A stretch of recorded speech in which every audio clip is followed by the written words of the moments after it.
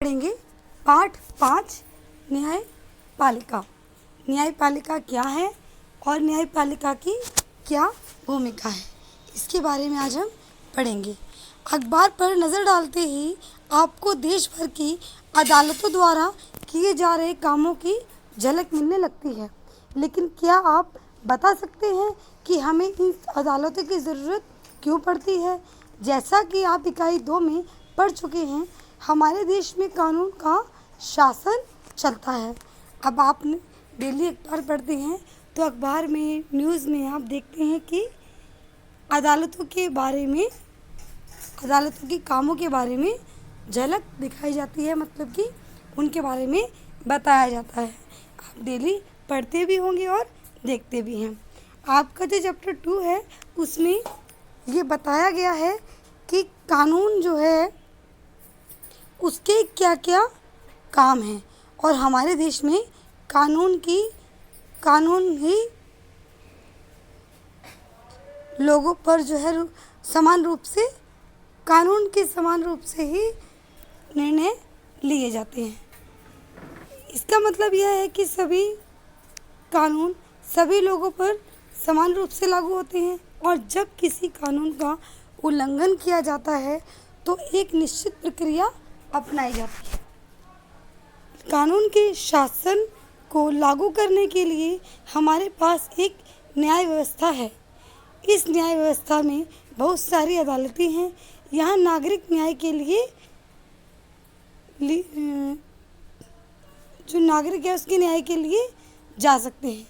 मतलब है इसका कि हमारे देश में कानून का शासन जो है वो लागू है, और उसी के आधार पर अगर कोई भी कानून के विरुद्ध काम होता है तो उसके लिए न्याय के लिए आप न्याय व्यवस्था के लिए किसी भी अदालत में जा सकते हैं। बहुत सारी अदालतें हैं यहाँ पर। सरकार का अंग होने के नाते न्यायपालिका भी भारतीय लोकतंत्र की व्यवस्था बनाए रखने में अहम भूमिका निभा रही है। अब जो सरकार का एक अंग है न्यायपालिका, तो उसके नाते भारत के जो लोकतंत्र की व्यवस्था है उसमें ये भी एक न्यायपालिका भी एक अहम भूमिका निभा रही है। इस भूमिका को केवल इसलिए निभा पाती है क्योंकि यह स्वतंत्र है, क्योंकि ये जो न्यायपालिका है वो बिल्कुल स्वतंत्र है, इसलिए ये अहम भूमिका निभा पाती है। स्वतंत्र न्यायपालिका का क्या मतलब होता है? स्वतंत्र न्यायपालिका जो है उसका क्या मतलब होता है? आपके आसपास की अदालत और नई दिल्ली में स्थित सर्वोच्च न्यायालय के बीच कोई संबंध है? इस अध्याय में आपको इन सवालों के जवाब मिलेंगे। न्यायपालिका की क्या भूमिका है? अदालतें बहुत सारे मुद्दों पर फैसले सुनाती है। वे यह तय कर सकती है कि शिक्षकों को विद्यार्थियों की पिटाई नहीं करनी चाहिए। वे राज्यों के बीच नदियों के पानी में के बंटवारे पर फैसले दे सकती है। वे किसी अपराध के लिए लोगों को सज़ा दे सकती है। न्यायपालिका के कामों को मोटे तौर पर निम्नलिखित भागों में बांटा जा सकता है। जो अदालतें हैं वो बहुत सारे मुद्दे पर फैसले करती है, और वही यह तय कर सकती है कि जो टीचर हैं वो विद्यार्थियों की पिटाई उन्हें नहीं करनी चाहिए, और राज्यों के बीच में जो नदियां हैं उनके पानी का बंटवारे का भी फैसला करती है। किसी भी अपराध के लिए लोगों को सज़ा भी देती है। न्यायपालिका के कामों को मोटे तौर पर जो है अलग अलग चीज़ों में बांट दिया गया है। वो काम ये हैं: विवादों का निपटारा, न्यायिक समीक्षा, कानून की रक्षा और मौलिक अधिकारों का क्रियावंश। ये जो है इनके अलग अलग भाग हैं जो कि बांट दिए गए हैं। अब विवादों का निपटारा। न्याय व्यवस्था नागरिक व सरकार, दो राज्य सरकारों और केंद्र व राज्य सरकारों के बीच पैदा होने वाले विवादों का हल करने की क्रियाविधि मुहैया कराती है। जो विवादों का निपटारा है उसके लिए न्यायिक व्यवस्था जो है वो बनाई गई है, जो नागरिकों के लिए नागरिक और सरकार, इन दो राज्य सरकारों और केंद्र, मतलब कोई भी दो राज्यों या दो राज्यों की सरकार या केंद्रों के बीच में जो भी पैदा होने वाले विवाद हैं उनका निपटारा करने के लिए न्यायिक व्यवस्था है। न्यायिक समीक्षा, अगला है न्यायिक समीक्षा। संविधान की व्यवस्था का अधिकार मुख्य रूप से न्यायपालिका के पास ही होता है। इस नाते यदि न्यायपालिका को ऐसा लगता है कि संसद द्वारा पारित किया गया कोई कानून संविधान के आधारभूत ढांचे का उल्लंघन करता है तो यह उस कानून को रद्द कर सकती है। इसे न्यायिक समीक्षा कहा जाता है। अब अगला जो है न्यायिक समीक्षा। न्यायिक समीक्षा क्या काम करती है कि यदि कोई भी संविधान की व्याख्या का जो अधिकार है उसके मुख्य रूप से जो न्यायपालिका के पास जो भी मुख्य रूप होते हैं उसके नाते जो न्यायपालिका है अगर उसको ऐसा लगता है कि संसद द्वारा कोई भी कानून पारित किया गया है जो संविधान के आधार ढांचे में उल्लंघन, मतलब कानून जो है वो उल्लंघन कर रहा है, अगर किसी भी न्यायपालिका के उसमें संसद ने जो पारित किया है उसके ऊपर कोई भी फैसला पारित किया है उसके ऊपर अगर कानून का संविधान जो है वो उल्लंघन करता है तो न्याय समीक्षा जो है वो उस कानून को रद्द कर सकती है। कानून की रक्षा और मौलिक अधिकारों का क्रियान्वयन, ये थर्ड जो है भाग इसका वो है कानून की रक्षा और मौलिक अधिकारों का क्रियान्वयन। अगर देश के किसी भी नागरिक को ऐसा लगता है कि उसके मौलिक अधिकार का उल्लंघन हुआ है तो वह सर्वोच्च न्यायालय या उच्च न्यायालय में जा सकता है। उदाहरण के लिए कक्षा 7 की किताब में आपने हकीम शेख के बारे में पढ़ा था जो खेतिहर थे। आपने क्लास 7th में चैप्टर पढ़ा था एक जो हकीम शेख के बारे में था और उसमें वो एक उदाहरण है इस बात का कि कानून की रक्षा के लिए मौलिक अधिकारों का क्रियान्वयन जो भाग है इसका वो एक उदाहरण है कि देश में अगर किसी भी नागरिक को ऐसा लगता है कि उसके मौलिक अधिकारों का उल्लंघन हो रहा है तो उसके लिए कानून की रक्षा के लिए ये एक भाग है जो कि मदद करेगा। उदाहरण आपको इस के लिए एक उदाहरण के रूप में एक स्टोरी जो है वो पार्ट 7 की में दी हुई है जो आपने पढ़ी भी है शायद क्या पढ़ी है आपने जब क्लास 7th में से 8th में आए हो तो आपने क्लास 7th में पढ़ा है हकीम शेख के बारे में, वो इसका एक उदाहरण है। जब कोई अस्पतालों ने उनका इलाज करने से इनकार कर दिया तो उनकी हालत काफ़ी ख़राब हो गई थी कि संविधान के अनुच्छेद 21 में प्रत्येक हो गई थी। इसी मामले की सुनवाई के बाद सर्वोच्च न्यायालय ने यह फैसला दिया था कि संविधान के अनुच्छेद 21 में प्रत्येक नागरिक को जीवन का मौलिक अधिकार दिया गया है। जो उनकी स्टोरी में देखा था आपने, अस्पतालों में नहीं लिया गया था उन्हें कहीं भी, तो उसी के लिए उन्होंने एक संविधान बनाया था अनुच्छेद 21 जिसमें हर नागरिक को जीवन का मौलिक अधिकार दिया गया था और इसमें स्वास्थ्य का अधिकार भी शामिल है। स्वास्थ्य का जो अधिकार है वो भी इसमें अनुच्छेद 21 में शामिल है। फलस्वरूप न्यायालय ने पश्चिमी बंगाल सरकार को आदेश दिया कि वह अस्पतालों की लापरवाही के कारण हकीम शेख को जो नुकसान हुआ है उसका मुआवजा दे। सरकार को यह आदेश भी दिया गया कि वह प्राथमिक स्वास्थ्य व्यवस्था की रूपरेखा तैयार करे और उसमें आपात स्थितियों में रोगियों के इलाज पर विशेष ध्यान दिया जाए। जो हकीम शेख को जो भी नुकसान हुआ था उसका भुगतान करने के लिए, मुआवजा देने के लिए कहा गया सरकार को और यह आदेश दिया गया कि स्वास्थ्य व्यवस्था के लिए एक नई रूपरेखा तैयार करें और कोई भी इमरजेंसी में अगर आता है तो उसको भी एडमिट करने का और इलाज करने के लिए विशेष ध्यान दिया जाए। अब आता है स्वतंत्र न्यायपालिका क्या होती है। स्वतंत्र न्यायपालिका जो है वो क्या है। कल्पना कीजिए कि एक ताकतवर नेता ने आपके परिवार की ज़मीन पर कब्जा कर लिया है। आप एक ऐसी व्यवस्था में रहते हैं जहां नेता किसी न्यायाधीश को उसके पद से हटा सकते हैं या उसका तबादला कर सकते हैं। जब आप इस मामले को अदालत में ले जाते हैं तो न्यायाधीश भी नेता की हिमायत करता दिखाई देता है। आपने देखा होगा कि कोई भी पावरफुल मंत्री हो गया या पावरफुल जो मैन है जिसके पास नेताओं की पावर है या कोई सोर्स है, तो वो जो है कोई भी क्राइम करने से पीछे नहीं हटते और उन्हें लगता है कि अगर हमें कौन हटाएगा। अगर कोई वहाँ पे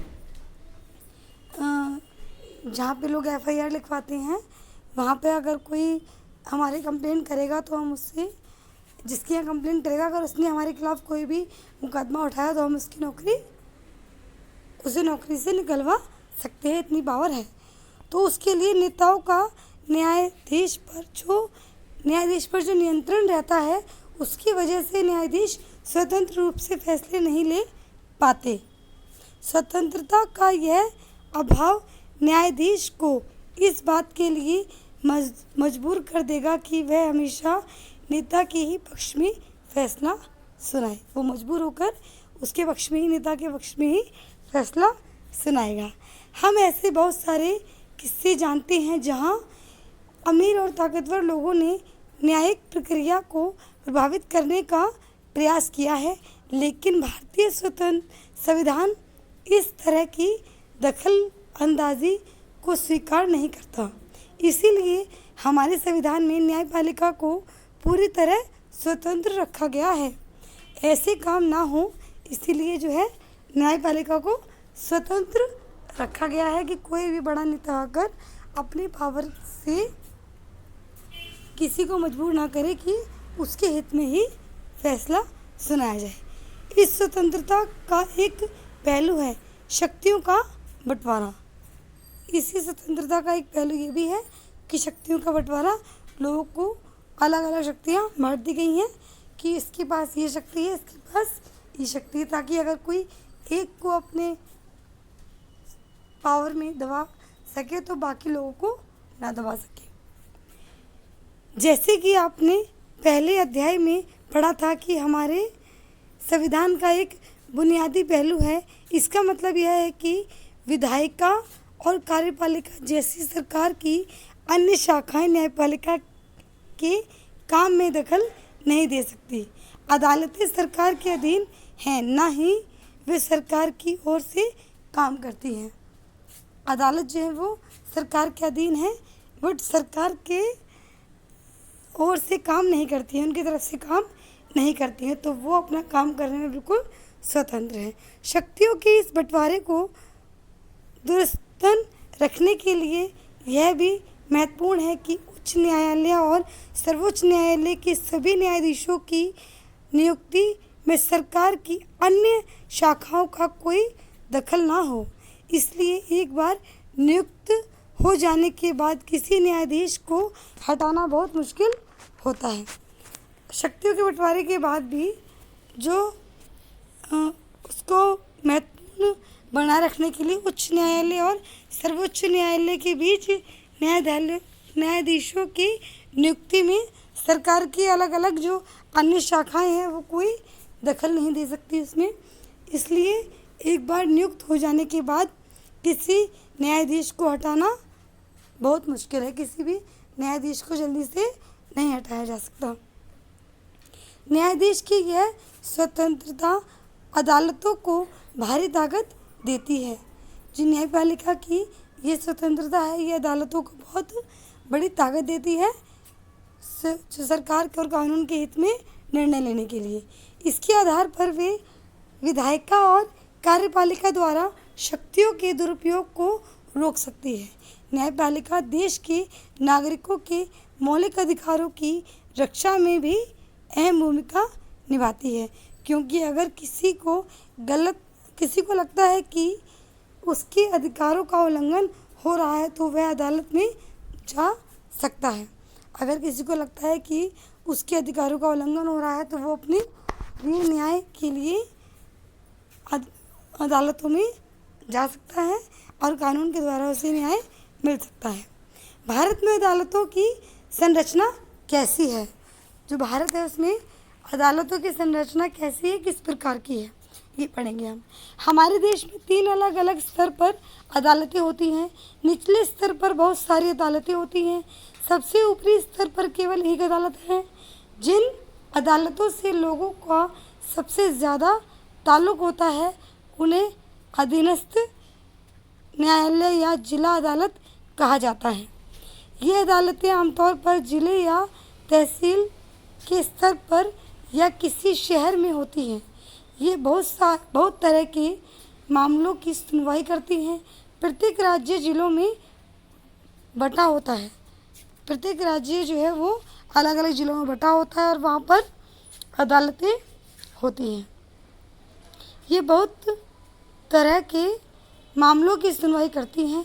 प्रत्येक राज्य जिलों में बटा होता है और हर जिले में एक जिला न्यायाधीश होता है।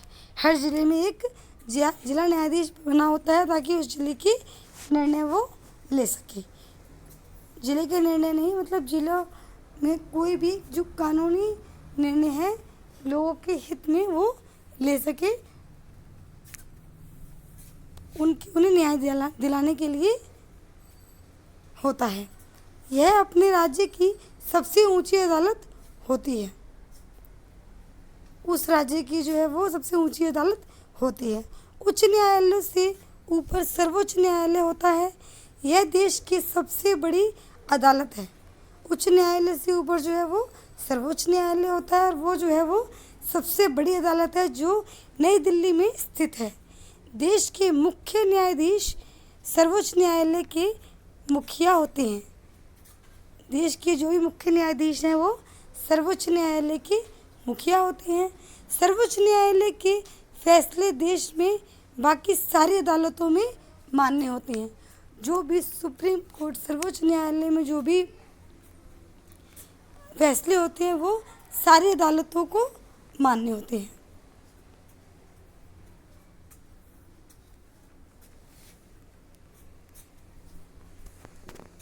उच्च न्यायालय की स्थापना सबसे पहले 1862 में कलकत्ता, मुंबई और मद्रास में की गई है। तीनों प्रेसिडेंट शहर थे। दिल्ली उच्च न्यायालय का गठन 1966 में हुआ। आज देश भर में 25 उच्च न्यायालय हैं। बहुत सारे राज्य के अपने उच्च न्यायालय हैं, जबकि पंजाब और हरियाणा का एक साझा उच्च न्यायालय चंडीगढ़ में है।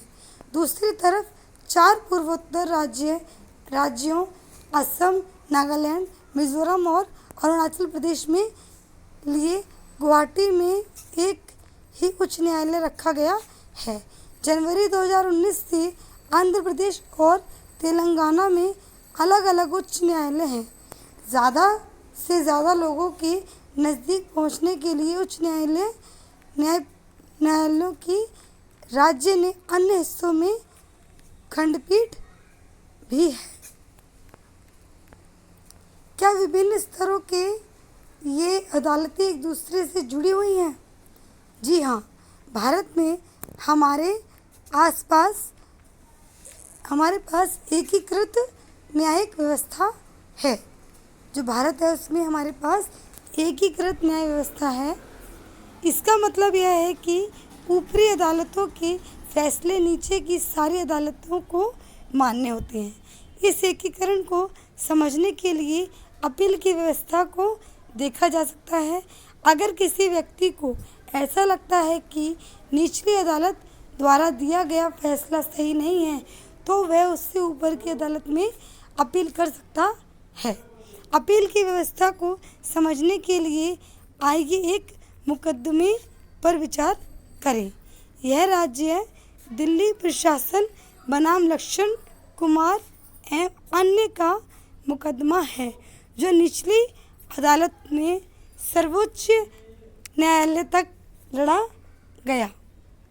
अब आपको यहाँ पे समझाने के लिए एक अपील की जो व्यवस्था है उसको समझाने के लिए एक मुकदमे पर विचार करेंगे। 1980 के फरवरी महीने में लक्ष्मण कुमार ने 20 वर्षीय सुधा गोयल से विवाह किया था। वे दिल्ली में एक फ्लैट में रहते थे जहां लक्ष्मण के भाई और उनके परिवार भी रह रहे थे। 2 दिसंबर 1980 को सुधा की अस्पताल में मौत हो गई। वह जली हुई थी। सुधा के घरवालों ने अदालत को मुकदमा दायर किया। जब निचली अदालत के सामने यह मुकदमा आया तो 4 पड़ोसियों को भी गवाह के तौर पर बुलाया गया था। पड़ोसियों ने अपने बयान में कहा कि 1 दिसंबर की रात को उन्होंने सुधा की चीख सुनी थी और मामला जानने के लिए वे बलपूर्वक लक्ष्मण के घर में घुसे। वहां उन्होंने देखा कि सुधा की साड़ी से आग की लपटें उठ रही थी। उन्होंने सुधा को एक बोरे और कंबल में लपेटकर आग बुझाई। सुधा ने उन्हें बताया कि उनकी सास शकुंतला ने उनके ऊपर मिट्टी का तेल डालकर और लक्ष्मण कुमार ने आग लगाई थी।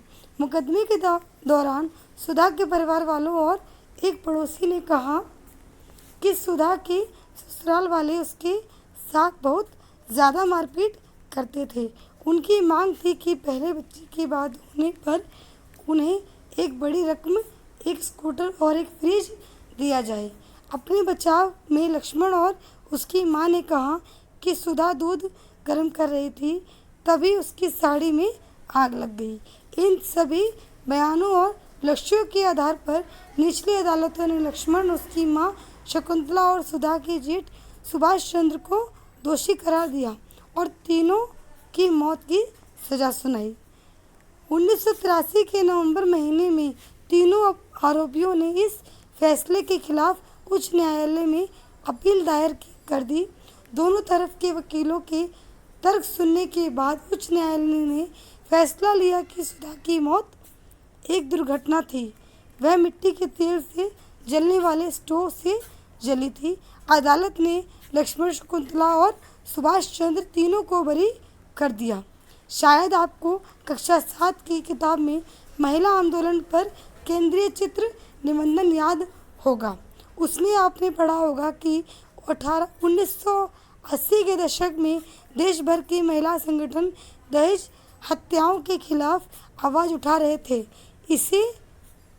इन्हें इस बात पर दुख था कि अदालतें इस तरह की दुर्घटना में दोषी को दंडित नहीं कर पा रही हैं। उच्च न्यायालय के उपरोक्त फैसले ने ऐसी जागरूक महिला को काफ़ी परेशान कर दिया।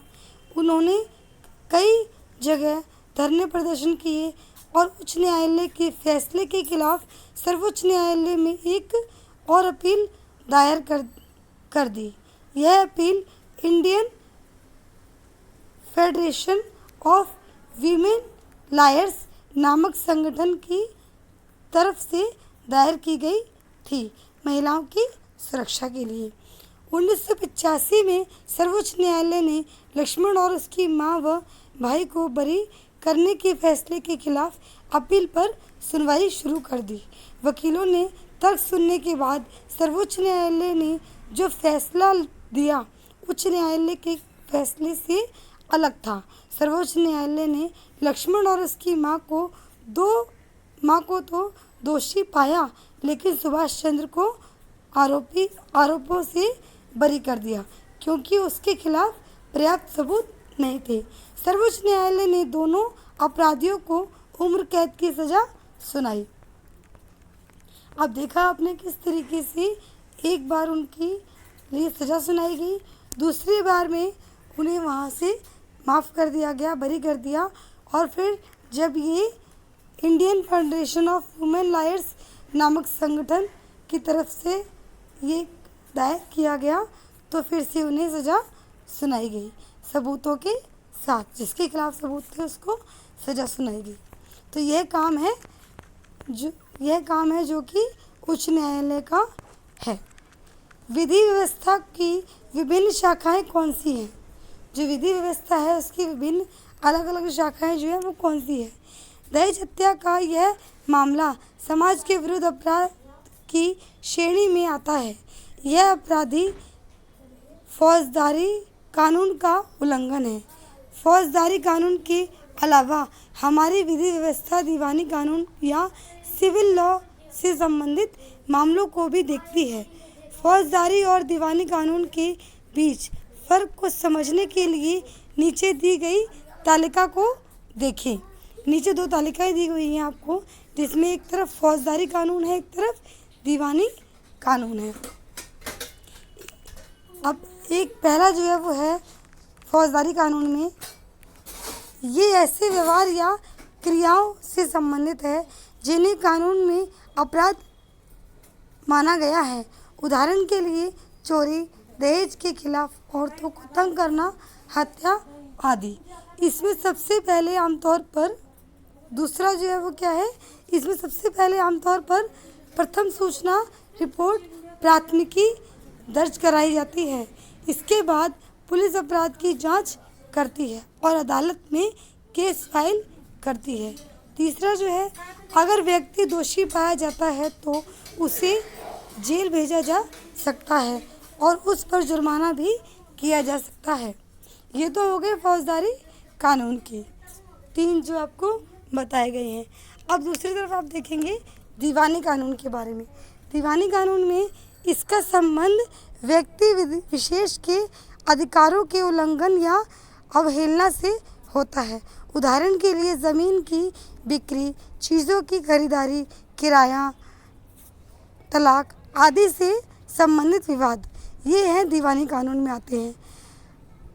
दूसरा है, प्रभावित पक्ष की ओर से न्यायालय में एक याचिका दायर की जाती है। अगर मामला किराए से संबंधित है तो मकान मालिक या किराएदार मुकदमा दायर कर सकता है। तीसरा है, अदालत राहत की व्यवस्था करती है। उदाहरण के लिए अगर मकान मालिक और किराएदार के बीच विवाद है तो अदालत यह आदेश दे सकती है कि किराएदार मकान को खाली करे और बकाया किराया चुकाए। ये फ़र्क है दीवानी कानून और फौजदारी कानून में। इनमें ये अलग अलग कार्य होते हैं। फौजदारी और दीवानी कानून के बारे में आप जो समझते हैं उसके आधार पर इस तालिका को भरें। उल्लंघन का विवरण। कुछ लड़के स्कूल जाते वक्त लड़कियों को हर रोज़ परेशान करते हैं। कानून की शाखा और अपनाई जाने वाली प्रक्रिया आपको खाली जगह दी हुई है, यहाँ पर आपको खुद भरनी है और आपको समझनी है कि यहाँ क्या होना चाहिए। एक किराएदार को मकान खाली करने के लिए मजबूर किया जा रहा है और वह मकान मालिक के खिलाफ अदालत में मुकदमा दायर कर देता है, तो इसमें कानून की शाखा कौन सी होगी और अपनाई जाने वाली प्रक्रिया क्या होगी। अगला आता है, क्या हर व्यक्ति अदालत की शरण में जा सकता है। अब आपको यहाँ बताएंगे कि क्या हर व्यक्ति अदालत की शरण में जा सकता है। सिद्धांततः भारत के सभी नागरिक देश के न्यायालयों की शरण में जा सकते हैं।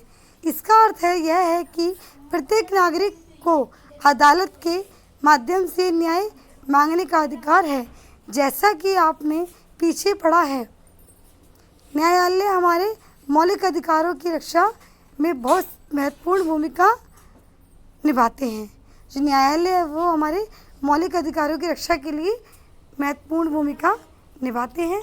हमें जो मौलिक अधिकार दिए गए हैं उनमें अगर हमें कोई भी अधिकार नहीं दिया जाता या हमारे अधिकारों का उल्लंघन होता है तो जो न्यायालय है वो हमारे न्याय की रक्षा के लिए निर्णय लेता है और हमें न्याय दिलाता है।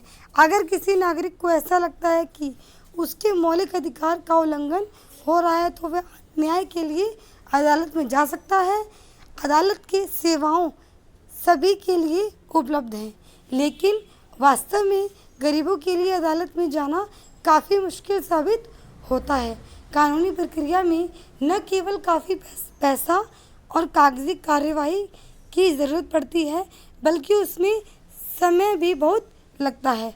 अगर कोई गरीब आदमी पढ़ना लिखना नहीं जानता और उसका पूरा परिवार दिहाड़ी मजदूरी से चलता है, तो अदालत में जाने और इंसाफ पाने की उम्मीद उसके लिए बहुत मुश्किल होती है, क्योंकि वो ना तो अदालतों में इतना पैसा खर्च कर सकता है वकीलों के लिए, और ना ही वो इंसाफ ले पाएगा, क्योंकि उसके पास पैसा नहीं है और पावर नहीं है। इसी बात को ध्यान में रखते हुए 1980 के दशक में सर्वोच्च न्यायालय ने जनहित याचिका की व्यवस्था विकसित की थी। इस तरह करने के लिए प्रयास किया है, मतलब इसी जो लोगों की जो स्थिति है उसको स्थापित करने के लिए प्रयास किया गया है, और इसी तरह सर्वोच्च न्यायालय ने न्याय तक ज़्यादा से ज़्यादा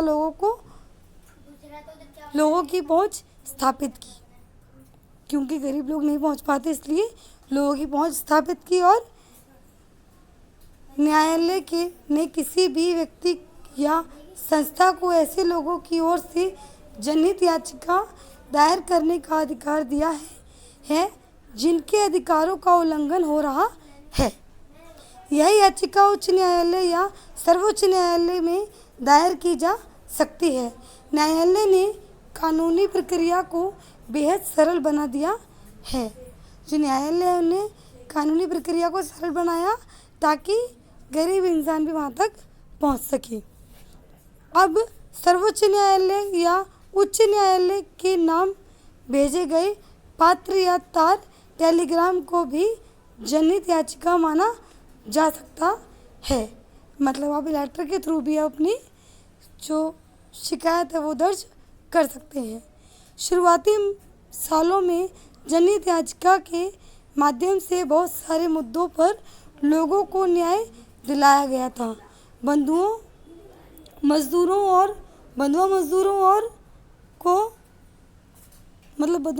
और गरीबों को अमानवीय श्रम से मुक्ति दिलाने और बिहार में सजा काटने के बाद भी रिहा नहीं किए गए कैदियों को रिहा करवाने के लिए जनहित याचिका का ही इस्तेमाल किया गया। जो बिहार में और जो बंधुआ मजदूरों को अमानवीय श्रम से मुक्ति दिलाई गई, और बिहार में जो भी सजा काटने के बाद जो लोग थे उनको रिहा किया गया, कैदियों को रिहा करवाया गया जनहित याचिका के इसी इस्तेमाल से। क्या आप जानते हैं कि सरकारी और सरकारी सहायता प्राप्त स्कूलों में बच्चों को दोपहर का जो भोजन दिया जाता है उसकी व्यवस्था भी एक जनहित याचिका के फलस्वरूप ही हुई थी। दाईं ओर दिए गए चित्रों को देखिए और नीचे दिए गए विवरण को पढ़ें। ये 4 चित्र दिए हुए हैं और इन चित्रों के बारे में यहाँ हम पढ़ेंगे। चित्र 1 जो है, ध्यान से देखेंगे आप, वो ये रहा चित्र 1। अब चित्र 1 में जो दिया है उसके बारे में यहाँ पढ़ेंगे हम। वर्ष 2001 में राजस्थान और उड़ीसा में पड़े सूखे की वजह से लाखों लोगों के सामने भोजन की भारी अभाव पैदा हो गया। देखेंगे आप कि उड़ीसा और राजस्थान में सूखा पड़ने की वजह से 2001 में क्या हालत हो गई है। अब हम देखेंगे चित्र 2 में। चित्र 2 के बारे में, ये बोरियां लेकर लोग हैं, इसके बारे में दिया हुआ है। सरकारी गोदाम अनाज से भरे पड़े थे। बहुत सारा गेहूँ चूहों की भेंट चढ़ गया था। मतलब कि सरकारी गोदाम में अनाज भरा पड़ा था और बहुत सारे गेहूँ जो है चूहों ने खा लिए थे, बर्बाद कर दिए थे। चित्र 3 जो है, जहाँ ये बहुत सारी महिलाएं बैठी हुई हैं, इसके बारे में पढ़ेंगे। इस स्थिति को देखते हुए people's union of for civil liberties PUCL नामक एक संगठन ने सर्वोच्च न्यायालय में जनहित याचिका दायर की। याचिका में कहा गया कि संविधान के अनुच्छेद 21 में दिए गए जीवन के मौलिक अधिकारों में भोजन का अधिकार भी शामिल है। राज्य की इस दलील को भी गलत साबित कर दिया गया कि उसके पास संसाधन नहीं है। इसका आधार यह रहा कि सरकारी गोदाम अनाज से भरे हुए थे। तब सर्वोच्च न्यायालय ने आदेश दिया कि सबको भोजन उपलब्ध कराना राज्य का दायित्व है। चित्र 4 में देखेंगे, जहाँ पे ये बहुत सारे बच्चों को खाना खिलाया जा रहा है। चित्र 4, लिहाजा सर्वोच्च न्यायालय ने सरकार को आदेश दिया कि वह नए रोजगार पैदा करे, राशन की सरकारी दुकानों के जरिए सस्ती दर पर भोजन उपलब्ध कराएं और बच्चों को स्कूल में दोपहर का भोजन दिया जाए। न्यायालय ने सरकारी योजना के क्रियान्वयन के बारे में रिपोर्ट करने के लिए 2 खाद्य आयुक्त को भी नियुक्त किया। आप देखेंगे किस तरीके से 2001 में सूखा पड़ी हुई थी। उसके बाद जो गेहूं के गोदाम भरे थे वो चूहों ने खा लिए थे। उसके बाद जो है ये लोग बैठे हुए हैं जिन्हें खाना नहीं मिल रहा था और फिर खाना उपलब्ध कराया गया। चित्र 4 में आम आदमी के लिए अदालत तक पहुंचना ही न्याय तक पहुंचना होता है। अदालतें नागरिकों के मौलिक अधिकारों की व्यवस्था में एक अहम भूमिका निभाती है। जैसा कि आपने उपरोक्त उदाहरण में देखा है, अदालत ने ही संविधान के अनुच्छेद 21 की व्याख्या करने के बाद यह कहा कि जीवन के अधिकार में भोजन का अधिकार भी शामिल होता है। इसलिए अदालत ने राज्य को आदेश दिया कि वह दोपहर के भोजन की योजना सहित सभी लोगों को भोजन मुहैया कराने के लिए आवश्यक कदम उठाए। सरकार ने अदालत जो है उन्होंने सरकार में यह नागरिकों के लिए एक रूल बनाया कि एक मिड डे मील भी होना चाहिए। जीवन के अधिकार के साथ साथ उन्हें भोजन का अधिकार भी होना चाहिए, भोजन का अधिकार भी शामिल करना है। लेकिन अदालत के कुछ फैसले ऐसे भी रहे हैं जिन्हें लोग आम आदमी के लिए नुकसानदेह मानते हैं। अब ये जो पहले वाला था जो फैसला लिया था अदालत ने कि लोगों को जीवन का अधिकार हो और साथ में भोजन का अधिकार हो, ये तो था आम आदमी के लिए अच्छा। लेकिन कुछ ऐसे फैसले भी हैं जो नुकसानदेह होते हैं। उदाहरण के लिए बताएं आपको, गरीबों के आवास अधिकार जैसे मुद्दों पर काम करने वाले कार्यकर्ताओं का मानना है कि बस्तियां झुग्गी झोपड़ियों को बेदखल करने के बारे में अदालत द्वारा दिए गए हाल के फैसले पुराने फैसले के विरुद्ध हैं। अब जो हाल में फैसला लिया गया है कि बस्तियां और झुग्गी झोपड़ियां जो है वो बेदखल कर देनी चाहिए, तो ये जो है वो आम आदमी के लिए, आम लोगों के लिए नुकसानदेह है। अब जो ये फैसला है ये पहले के जो जितने फैसले हैं उनके बाद ये फैसला जो है वो पुराने फैसलों के विरुद्ध है। पुराने फैसलों में तो जो है गरीबों को खाना दिया जा रहा था, उन्हें रखा जा रहा था, लेकिन ये वाला फैसला बिल्कुल विरुद्ध है, अपोजिट है बिल्कुल, कि उन्हें झुग्गी झोपड़ी वालों को निकाल ही दो, बेदखल कर दो। हाल के फैसलों में झुग्गी बस्तियों को शहर में घुसपैठियों की तरह देखा जा रहा है। हाल में उन्हें घुसपैठियों की तरह देखा जा रहा है कि ये यहाँ क्यों है, इन्हें निकाल देना चाहिए। जबकि पहले वाले फैसले जैसे 1985 में ओल्गा टेलिस बनाम बम्बई नगर निगम के मुकदमे में दिया गया फैसला में झुग्गी वासियों की आजीविका बचाने का प्रयास किया जा रहा था। जो 1985 में ओल्गा टेलिस बनाम जो है ओल्गा टेलिस में के रूप में के जो नाम है उसमें मुंबई के नगर निगम जो है वो मुकदमे दिया गया था। मुकदमे का जो फैसला लिया गया था कि झुग्गी वासियों को आजीविका बचाने का प्रयास किया जा रहा था। न्याय तक आम लोगों की पहुंच को प्रभावित करने वाला एक मुकदमा यह है कि मुकदमे की सुनवाई में अदालतें कई साल लगा देती हैं।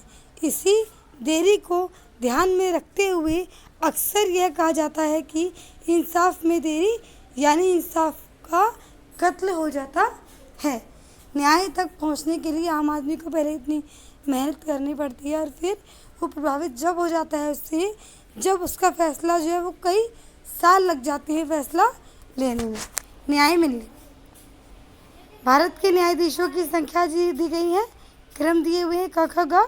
न्यायालय का नाम उच्चतम न्यायालय, उच्च न्यायालय, जिला और अधीनस्थ न्यायालय। स्वीकृत पद दिए गए हैं, कार्यकृत और रिक्त दी गई हैं। स्वीकृत पद कितने हैं? उच्च न्यायालय के 34, कार्यकृत हैं 34 और रिक्त जो खाली हैं वो है 0। उच्च न्यायालय के रिक्त स्वीकृत पद हैं वो हैं 1079 और कार्यकृत जो हैं वो हैं 655 और रिक्त हैं 424। जिला और अधीनस्थ न्यायालय जो हैं वो 22,644 स्वीकृत पद हैं। कार्यकृत पद हैं, कार्यकृत जो है वो हैं 17,509 और जो रिक्त हैं जो खाली हैं वो हैं 5,135। इसके बावजूद इस बात के से इनकार नहीं किया जा सकता है कि लोकतांत्रिक भारत में न्यायपालिका ने एक महत्वपूर्ण भूमिका निभाई है। न्यायपालिका ने एक महत्वपूर्ण भूमिका निभाई है, इस बात से इनकार नहीं किया जा सकता। न्यायपालिका ने कार्यपालिका और विधायिका की शक्तियों पर अंकुश लगाया है और नागरिकों के अधिकारों की सुरक्षा की है। संविधान सभा के सदस्यों ने एक ऐसी न्यायपालिका का बिल्कुल सही सपना देखा था जो पूरी तरह स्वतंत्र हो। यह हमारे लोकतंत्र का एक बुनियादी पहलू है। अब आप देख सकते हैं इस चैप्टर में जो है न्यायपालिका का बिल्कुल सही जो सपना देखा था उन्होंने कि पूरी तरीके से स्वतंत्र हो, तो पूरी तरीके से स्वतंत्र न्यायालय है और वहाँ पर पूर्ण रूप से सही फैसले भी लिए जाते हैं। समय के साथ साथ उसमें कई अच्छे निर्णय लिए जाते हैं, अच्छे फैसले लिए जाते हैं, पर उन्हीं फैसलों में कुछ एक दो फैसले ऐसे होते हैं जो उन आम लोगों के लिए उन्हें गलत लगते हैं। अब आपने पढ़ा इस पूरे चैप्टर में कि किस तरीके से न्यायालय क्या है और न्यायालय किस तरीके से भारत में काम करता है।